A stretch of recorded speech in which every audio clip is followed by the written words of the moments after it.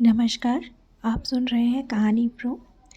मंजुल भगत जी की अनारो कहानी का यह तीसरा भाग है। तो चलिए शुरू करते हैं कहानी। और अगर आपको वीडियो अच्छा लगता है तो कृपया से लाइक और चैनल को सब्सक्राइब करना बिल्कुल मत भूलें। धन्यवाद। बीबी जी का स्वर कड़े से केवल रुष्ट और रुष्ट से नरम होते देर न लगी। अनारो ने काम के साथ बड़बड़ाना फिर से शुरू कर दिया, पर सारी बड़बड़ाहट में एक बार भी यह कहकर ना बताया कि वह बस से गिरकर चोट खा गई थी। इसी से बैठी सुस्ता रही थी। बीबी जी ने जब काम बिल्कुल ही बिगड़ते देखा तो चटपट कमरा बंद करके लेट गई, जैसे कुछ सुना ही नहीं, कुछ कहा ही नहीं। बक लेने दो कम वक्त को, उन्होंने आंखें मूंदते हुए सोचा।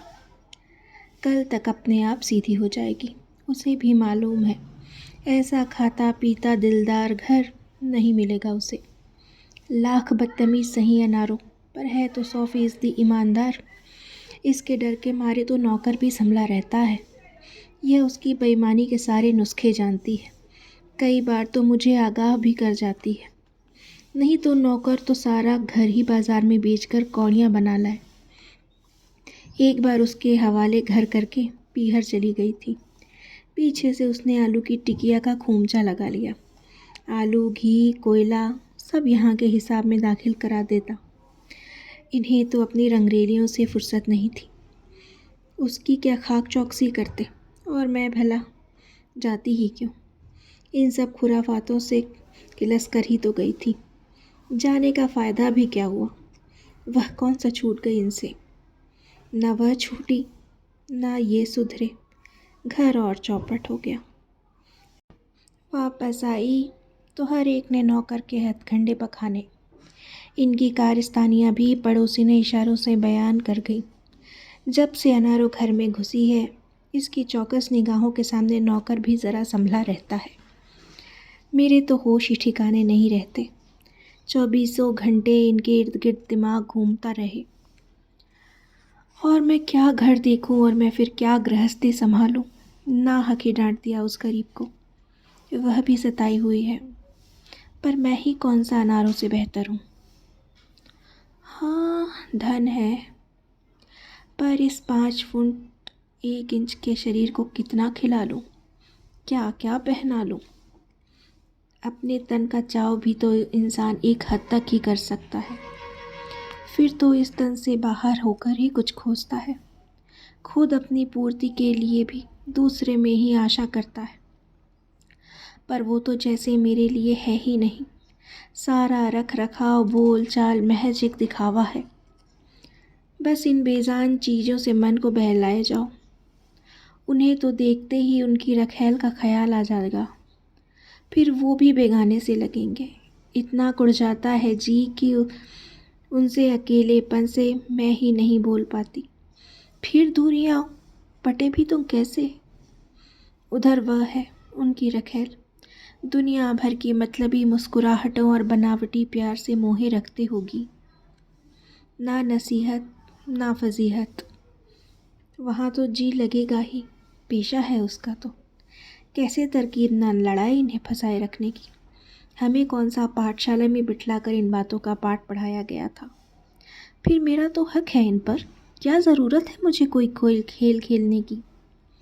इसकी और उसकी बात है। पहले हथियाना था, अब फंसा कर रखा है उसने। शिकार तो वो खेलेगी ही ना। यही सब सोचते सोचते सिठानी की आँख लग गई। अनारो चुपचाप काम निपटा दरवाज़ा लगा बाहर हो ली। पर वहाँ से बिफरी हुई जो निकली तो अगले 2 घरों में जाकर ऐसे हमलावर अंदाज में पेश आई कि दोनों घरों से उसके काम की छुट्टी हो गई। हुआ यह कि जैसे ही अगले घर पहुँची तो जिस फिक्रे ने उसकी आगवानी की, वह उसकी दुखती रग पर जाकर जहर बुझे तीर की तरह चुभ गया। उसने सुना, मालकिन कह रही थी, इतनी देर कर दी, देख अनारो, तुझसे हो तो कर, नहीं तो हम दूसरी रख लेंगे। दूसरी दूसरी दूसरी, घर ले आओ ना दूसरी। काम पे जाओ तो दूसरी, घर पे जाओ तो दूसरी। दूसरी शब्द के उच्चारण के साथ ही वह भभक उठी, बोली, तो रख लो, दूसरी तीसरी जितनी तुम्हारे महल में अटी उतनी रख लो। अनारो कोई भूखी नहीं मर रही तुम्हारे बिना। यह रखी तुम्हारी नौकरी। यह रखी नौकरी कहते समय अनारों ने अपना दायां खाली हाथ मेज पर पटक कर बतला दिया और तनख्वाह बिने लिए ही मुड़ गई। उसने अगले घर में पाँव ही पहले वाली मालकिन को कोसते कोसते धरा। इतना बकी झकी कि अगली समझी उसे ही ताना दिया जा रहा है, और कौन जाने आज नहीं तो कल उसकी भी ऐसी ही कदरदानी होने वाली है। उधर अनारो बिना उकसाए ही बरस पड़ी। देर हो गई है मुझे, बोलो, करवाना हो तो करूं, नहीं तो जाऊं। तुम्हारे ताने बाने तो नहीं सुनने की मैं। मालकिन जो अभी तक बोली ही नहीं थी आखिर बोल ही पड़ी। नहीं भाई, यह टाइम तो हमें सूट नहीं करता। जिन्हें करता हो तू उन्हीं के कर ले। ले अपनी तनख्वाह भी लिए जा। बीबी जी ने झटपट उसके उस दिन तक की तनख्वाह की पाई रत्ती हिसाब लगा रुपए उसके सामने पटक दिए। इन लोगों की नज़र भी मेरे काम को लग के ही रही, उसने सोचा, और बाकी घरों में अपने तेवर संभाल कर फूक फूक कर कदम रखा। दावत वाले घर में तो इस कमाल का पुलाव बनाया कि लोग चखते ही रह गए। कोई पूरियों की तरफ तो बढ़ के ही न गया। वहाँ से रुखसत हुई तो खाने से भरा कटोर, दान, पुरानी साड़ी, 3 रुपए नकदी अनारों के कब्जे में थे। रस्ते भर फिर गंजी के बाप का ही ख्याल आता रहा। उसे तो सब्जी डली खिचड़ी ही इतनी भाती थी, फिर यह तो गरम मसालों वाला केसरिया पुलाव था। जाने दो, मैं भी ऐसा घर संवार के दिखला दूंगी। क्या किसी मर्द ने बनाया होगा कभी? खा खिला के 2 पैसे जोड़ भी लूंगी। 2 नौकरियां गई तो जाने दो। थी भी दोनों मालकिनें परले के सिरे की कंजूस। तीज त्योहार पर भी हाथ से बख्शीश नहीं छूटती थी, और काम ऐसे करवाएंगी कि नौकरों को पूरा निचोड़ लेंगी। बर्तन ऐसे नहीं, जरा हाथ दबा के रगड़ के मांजो। अरे हमें पता है सब, कैसे फर्श चमकते हैं और कैसे बर्तन। अगर ऐसे ही दम बचा बचा कर हर जगह हल्का हाथ ना फेरे तो कैसे बचा कर रखें अपनी ताकत को। दोनों थी भी पड़ोसी ने सुर मिलाकर टोका करती, अनारो तो रोज झोला लेकर क्यों चलती है? अजी मेरी माचिस बीड़ी 4 पैसे पड़े रहते हैं इसमें, और ऐसे भी 2-4 घर हैं जहाँ से भाजी रोटी मिल जाती है। कोई तुम्हारी चोरी करके धरने को झोला लिए थोड़ी ही फिरती हूँ। इस बेइज्जती को दोनों पड़ोसी ने बलगम सा निगल जाती। अनारो सस्ते में जो मिली हुई थी, 10 काम दोनों मुफ्त में करा लेंगी, तिस पर सीख देंगी। अनारो ज़रा घर समझ के काम किया कर। हाँ जी हाँ, घर ही समझे हूँ। 10 की 10 मालकनी यही सो सीख दिया करती हैं। 10 घरों को अपना घर समझ लूँ तो उस झोपड़े को क्या समझूँ, पीर जी की मजार। दोनों पड़ोसने धूप में बैठी बतियाती रहेंगी और हंसती हुई ताना भी मारेंगी। तारा साइकिल पर आती है तो ये स्कूटर खरीद ले, और क्या, अब तो तुम ही लोगों का ज़माना है भाई। क्यों जी, हम आदमी नहीं हैं? हमारा साइकिल चलाना हंसने की बात हो गई? गरीब आदमी की लाचारी में भी ठिठोली कर देंगी। खुद पाई पाई दांत से पकड़े रहेंगी, अचार से रोटी गटक लेंगी, यही कुछ जुटाने को ना। मैं तो एक रोज़ की छुट्टी करके ज़रा गंजी और छोटू को म्युनिसिपैलिटी के स्कूल में बिठला के आऊँगी। कापी स्लेट का बंदोबस्त भी हो ही जाएगा। कम से कम बड़ा होने पर छोटू तो चपरासी का काम ही कर लेगा। फिर उसे छोटू का बड़ा होना और चपरासी की चुस्त वर्दी में लैस होकर सोचा, और उसे हंसी आ गई। साला अभी तो गुठली सा है, कद बाप पे गया तो पूरा ऊँट हो लेगा, और जब मुझ पे गया तो, अरे छोटू रे छोटू, तेरी माँ का कद तो बूटा सा है। सुनकर सन्न रह गई अनारो। यह क्या कह दिया बंगालन ने? बदली होकर जा रहे हैं वो लोग? ऐसी अच्छी बंगालन मेरी, और जा रही है। काम पे पाँव बाहर निकाला था तो पहला घर इसका ही थामा था। उसके दोनों बच्चे भी तो मेरे सामने हुए, छोटो भी तो उसके सामने का है। मैंने इसके जापों का मुश्किल टाइम निकाल दिया और उसने मेरे बखत निकाल दिया। 10 दिन की काम पे लौटी बंगालन ने ही मेरी खिलाई पिलाई करा दी थी। उसी मालकिन की गृहस्थी बंधी धरी है। खाली कमरे कैसे भाएं भाएं कर रहे हैं। ऐसा दिल टूट रहा है कि क्या बतलाऊं। ऐसा तो कभी गंजी का बाप भी ना खिला सका मुझे। अच्छा काम मिल जाए तो वही पति, वही भाई। जो पत रख ले वही पति, और जो बाह पकड़ कर उठा ले वही तो भाई होता है। ऐसा अच्छा काम छूट रहा है अनारो, तू है ही नसीब चली। अनारों को फूट कर रोते देख बंगालन ने कई चीज़ें लाकर उसे थमा दी। सिंदूर, सिलबट्टा, सुराही, 2 टूटी कुर्सियाँ, पुराने कपड़े। कहा, हमारा निशानी थाक बे तुम्हारा पास। हाँ, एक चीज़ और भी दी थी। काठ के बने 2 सुंदर 12 सिंघे उसके गोल कमरे में सजे रहते थे। कैसी सलोनी गर्दन उठाकर एक दूसरे को देखते थे। बस एक का सिंग ज़रा सा छिल गया था और दूसरे का पाँव ज़रा सा खरोंचा आ गया था। बंगालन ने कहा, लो, यह सब तुम अपना बाड़ी में सजाना है। पल भर को अनारो रोना भूल गई। कहाँ रखेगी ऐसी सलोनी चीज़ें वह? पर छत्ती पर तो देवी माँ की एक तस्वीर है। वह अनायास ही हंस पड़ी। आप भी बीबी जी खूब हो, हमको तो जगह बनाना पड़ेगा इश्क का वास्ते। अनारो ने बीबी जी के लहजे में उन्हें समझाया। हाँ, बनाना बनाना, गंजी के दूल्हा को इसी कुर्सी पर बिठाना।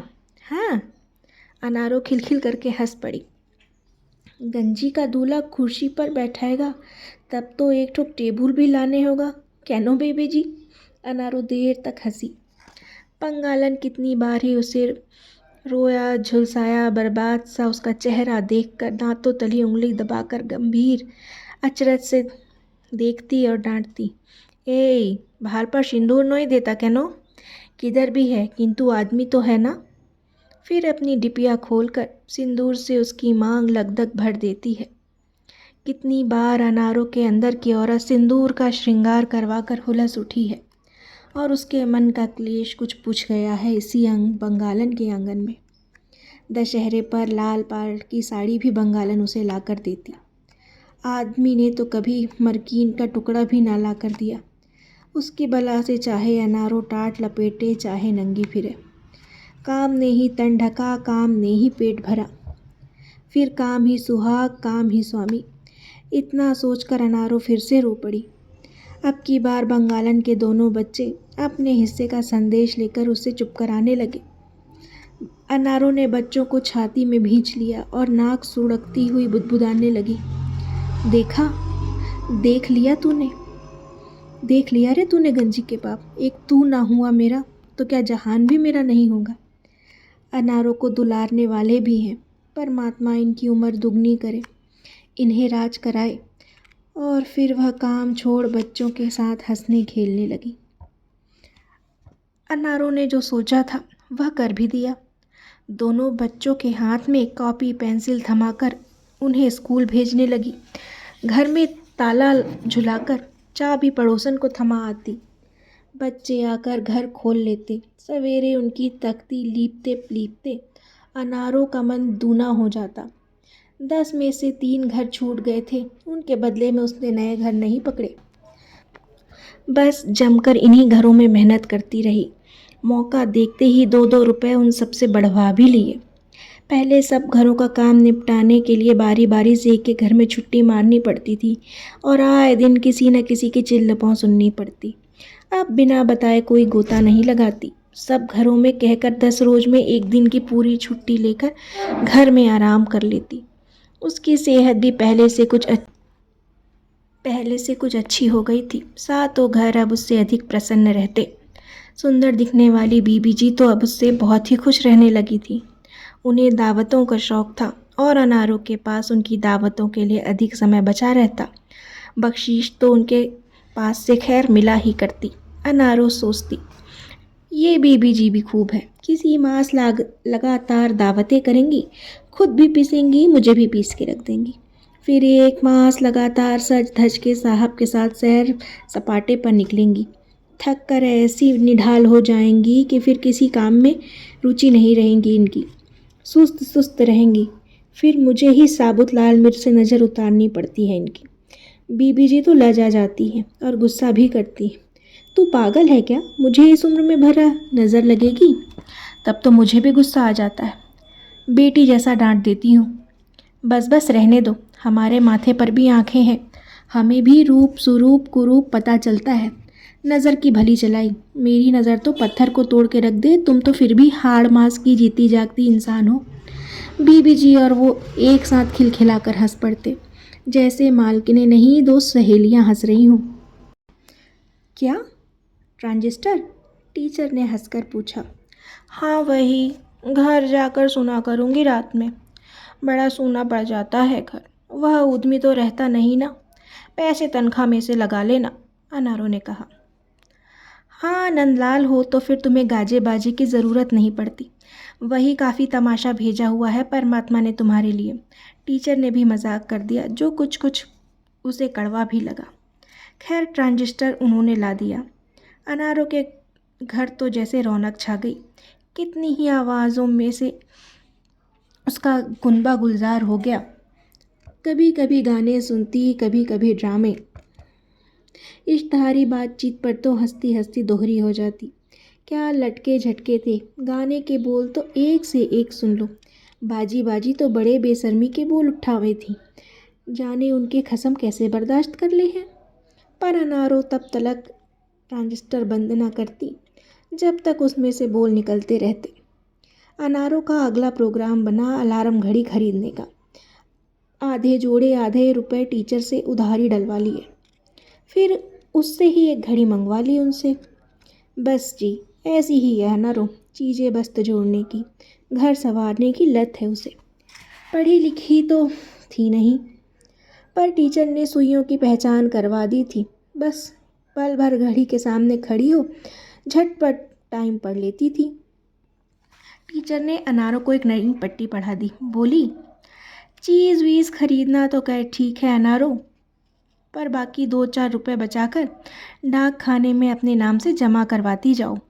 जवानी तो तुम हाथ पैर के भरोसे गुजार लोगी, पर बुढ़ापा इनके सहारे नहीं कटेगा तुम्हारा, और ना ही तुम्हारे उस पति परमेश्वर के सहारे। बस 2 टूक बात कही और मुझे ले जाकर डाक खाने के बाबू के आगे खड़ा कर दिया। अंगूठा लगवाकर मेरा खाता खुलवा दिया। शुरू के 5 रुपए मेरे खाते में अपनी आंटी से डाल दिए। लो जी, मैं भी हिसाब किताब वाली बन गई। अनारो सोच सोच कर खुश होती और जब तब 10-15 रुपए लेकर डाक खाने में डाल आती। वह सोचती, कायदे कानून से चलो तो जिनगानी ससुरी ऐसी आफत भी नहीं है। गंजी के बाप ने तो जानबूझकर ही इसे जंजाल बना रखा है। औरत ठौर के होते ही ढाबे को निकल रहा होगा। आप ही वीरान हुआ, हमें भी किया। करते करते जाने कितने बरस गुजर गए कि अनारो ने देखा गंजी का कद उससे एक सिर ऊंचा निकल गया। छोटू भी तो बल्ली सा बढ़ गया। दोनों अपने बाप पे ही गए हैं। उसे गए बरसों हो गए, जाने कहाँ गया, क्या करता होगा। अनारो ने एक गहरी सांस ली और सोचती रही, उस रोज़ तो बनिए के लौंडे ने गंजी को छेड़ दिया। मुझे पता चला तो जाके वो सुनाई कि सारी आसनाएं बिखर गई। सोचा होगा बिन बाप की लौंडिया है, कौन लठिया लेके इसकी चौकसी कर रहा है। यह नहीं पता कि अम्मा ने कैसा दाब ढांक के लौंडिया को पाला है। बित्ते भर का छोकरा धरती से अभी उगा है नहीं और चल पड़ा आसनाई छांटने। बोल नहीं निकला उसका जब मैंने भी खरी खरी सुनाई। जा जाके अपनी अम्मा कने सो, अभी तो तेरे लिए उसका दूध टपकना भी बंद नहीं हुआ। अभी से क्या चला है मेरी लौंडिया बहकाने, नहीं तो जाके बन जा किसी रान का जमाई। घर बिरादरी वाली है गंजी, कोई राह पड़ी नहीं। पर अब तो बिरादरी वाले भी टोकने लगे हैं कि गंजी ब्याह लायक हो गई है। छोटे काम को सल्टा ले गई अनारो। अब यह इतना बड़ा कारज तो गंजी के बाप को ही आकर थामना पड़ेगा ना। राम भरोसे उसके यार दोस्तों से खबर लाया है कि वह एक जगह मोटर मैकेनिक लगा है। खाना पीना किसी करंटन की शराब भट्टी पे होता है। राम भरोसे तो कह रहा था करंटन किसी जमाने की पुतुरिया रह चुकी है, अब कच्ची शराब का ठेका और रोटी बोटी का ढाबा चलाती है गंजी के बाप जैसे भगोड़ों के लिए। सब कोई उसे आंटी पुकारते हैं।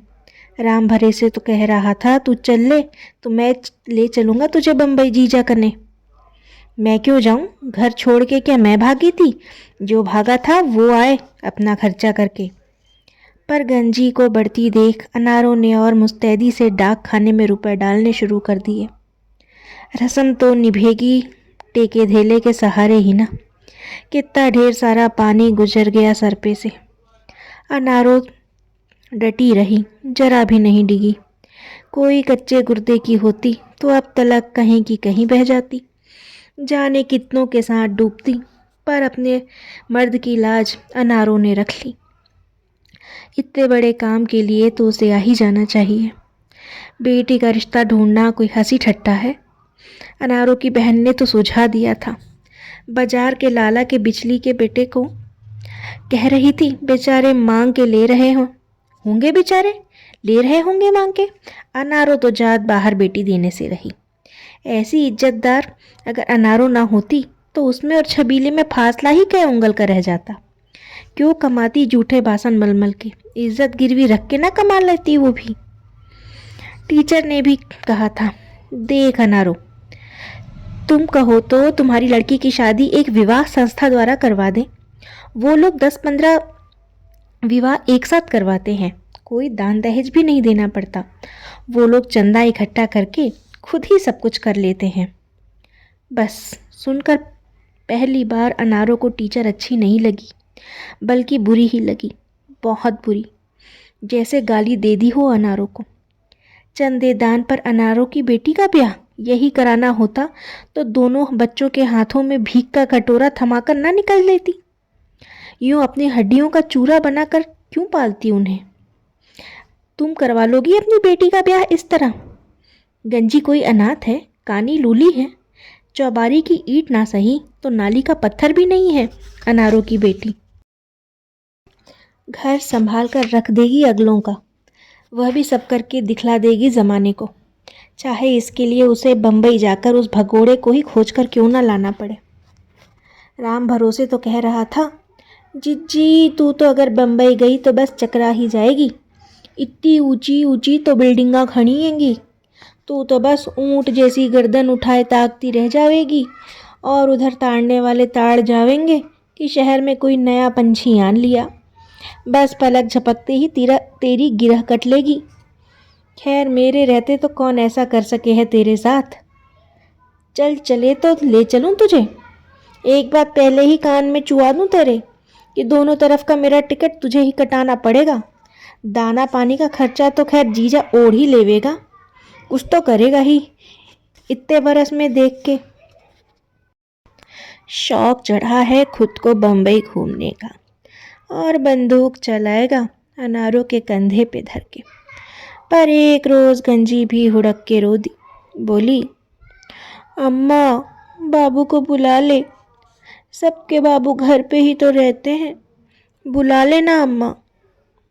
भला बतलाओ, अपना खून पिला पिला कर माँ ने पोसा और बड़े हुए तो बन गए बाप की हिमायती, और तो और छोटू के भी छूत लग गई, वह भी लगा नकियाने।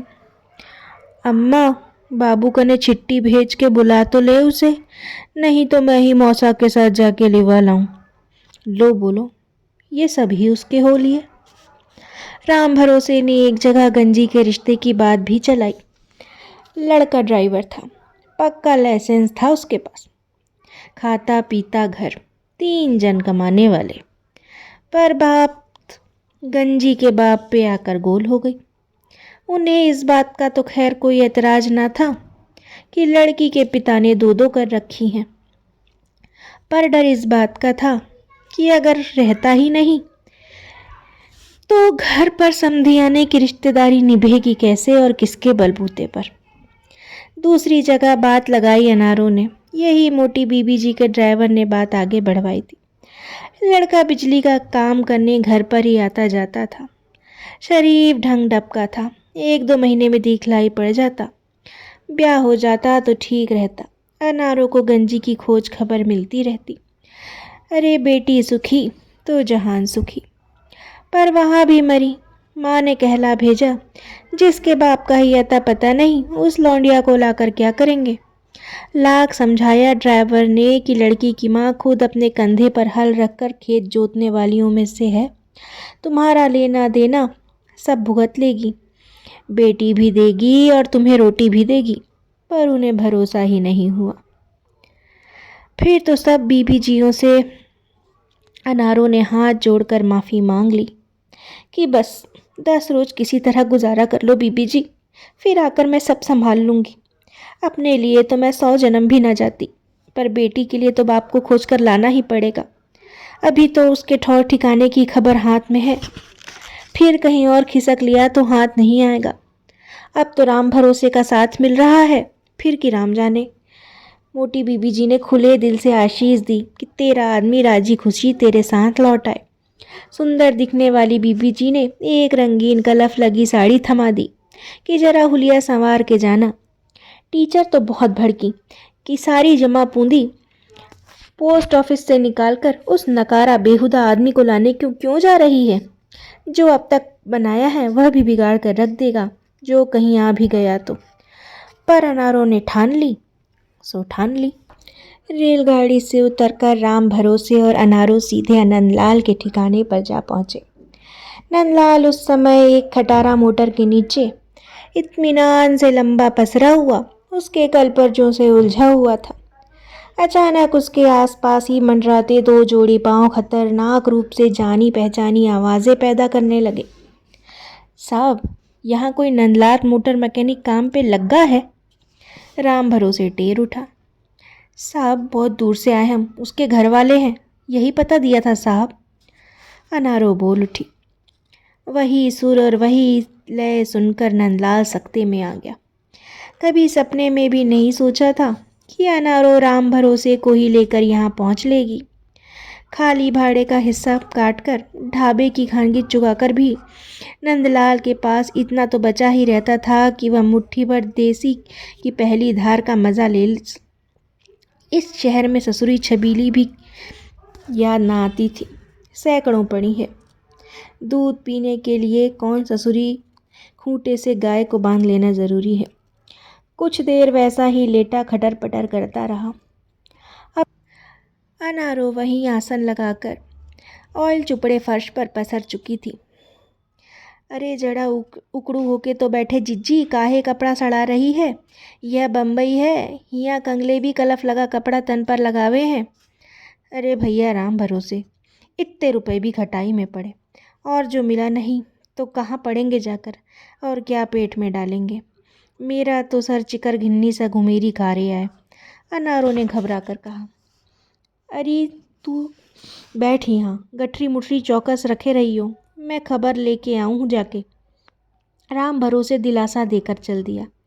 अनारों को वहीं धरना दिए देख और उसकी पहली ही आवाज़ पर अपने को पेश न कर सकने की मजबूरी में सक पकाया नंदलाल और भी सिटपिटा गया। उसने सोचा अब तो देर हो ही गई। वह कायर की भांति दम साथ गाड़ी के तले ही सटर पटर करता रहा। अनारों ने पोटली में से पान निकाला, तंबाकू की चुटकी बीचों बीच रख के गिलौरी मुंह में भर ली। हुड़क तो नंदलाल की भी उठी। लंच टाइम में बासी बंधी रोटी के टुक्कड़ चाय में भिगो के सटके थे। तभी से मुंह कुछ दूसरा मांग रहा था, जबान खुजला रही थी। नंदलाल गाड़ी में ही भिड़ा रहा, मगर अनारों ने पिच से पीक की पिचकारी छोड़ी। नंदलाल की नंगी बाह पर चिटक गई। कमीज पैंट उतार के ही गाड़ी के नीचे पड़ा था। यह भी शुक्र ही हुआ। साली, किटकिटाकर दांत फुसफुसाया। साला जाने कहाँ खप गया जाके। रुपए भी गारत हुए, इतने रुपए में तो गंजी की लगन का खर्चा उठ जाता। अनारों ने किस्मत को कोसा। यह सुनकर नंदलाल ने बहुत प्रयत्न करके गंजी का चेहरा याद किया। सहमी सी जरा सी छोकरी याद आई। ब्याह लायक भी हो गई क्या, जाने छबीली कहाँ होगी। उसने वही सोचा। यह ब्याही औरत ही है जो सारी जमा लेकर खोजने निकल आई तुझे। करी हुई तो कहाँ मौज मार रही है दूसरों के साथ। अनारों आपस में ही बुदबुदाने लगी। राम जाने जो मिल भी गया तो कहीं यहाँ भी सौत के दर्शन ही पहले ना करा दे। कभी धेला ठीकरा तो घर भेजा नहीं, जो आखिर किसी की हथेली तो वो यहाँ गरम करता ही होगा। मैं भी यहाँ से टलने वाली नहीं, आई हूँ तो लेकर ही जाऊँगी। बक झक करके अनारो थोड़ा और पसर कर बैठ गई। पोटली में से दूसरा पान निकालकर बीड़ा बांधने लगी। नंदलाल का तो दम घुटने लगा। कोई दूसरी सूरत न देख जरा जरा गाड़ी के नीचे से बाहर सरकने लगा। उसे यो प्रत्यक्ष देख अनारों की आंखें मारे अचरज के फैलने लगी। जब तक नंदलाल पूरा नमूदार हुआ तब तक अनारो स्तब्ध हो चुकी थी। नंदलाल ही पहले बोला, अरे तू ही है क्या? मैं भी कहूँ गला तो तेरा ही सुनाई पड़ रहा है, बल्कि मोटर के तले से तेरे हाथ पांव की छवि भी दिखलाई दी थी। फिर भी जी का भरोसा ना हुआ कि तू ही है। अरे रो काहे को रही है? अरे बस बस, अरे काहे रो रही है? मेरे काम का ठिकाना है यहाँ। रोएगी पीटेगी तो बाबू लोग मुझ पर थूकेंगे नहीं। इकली ही आई है क्या तू? अरे चुप भी कर अब। यह रोने का व्यापार कब से सीख लिया तूने? लड़ना बंद कर दिया क्या? तू तो रोवे कम थी बके ज़्यादा थी। थकी मांदी है ना तभी रो पड़ी। चल चल खोली पे चल।